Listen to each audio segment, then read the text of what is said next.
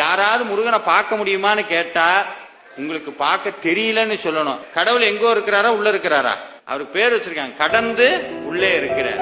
ஒரு விஷயம் சொல்றேன், இப்ப இந்த வாட்டர் கேன் இருக்குது, கண்ணுக்கு தெரியுதா வாட்டர் கேனு? நல்லது, உடனே மேஜிக் ஷோ பண்றான்னு நினைச்சிடக்கூடாது. இந்த வாட்டர் கேனை கண்ணுக்கு கிட்ட வச்சிருக்கும் போது தெரியுது, நல்லா நல்லா கண்ணுக்குள்ள வச்சு அழுத்தின வாட்டர் கேன் தெரியுமா?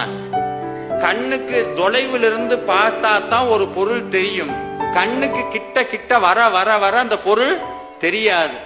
சாதாரண இந்த ஊன கண்ணுக்கு கிட்ட வந்தாலே ஒரு பொருளே தெரியாதுன்னா உள்ளுக்கு இருக்கிற கடவுள் இந்த கண்ணுக்கு தெரியவாரா?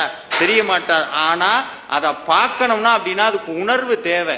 அந்த உணர்வு இருந்தால் கடவுள் காட்சி தருவார். இன்றைக்கும் நடக்கிற சத்தியம். அவர் பார்க்க முடியும், பேச முடியும், விளையாடுவார், கூட விளையாடுவார். அருணகிரிநாதர் சொல்றார், வினவுமடி யாரை மறுவி விளையாடும் விறகு ரச மோக பெருமாள்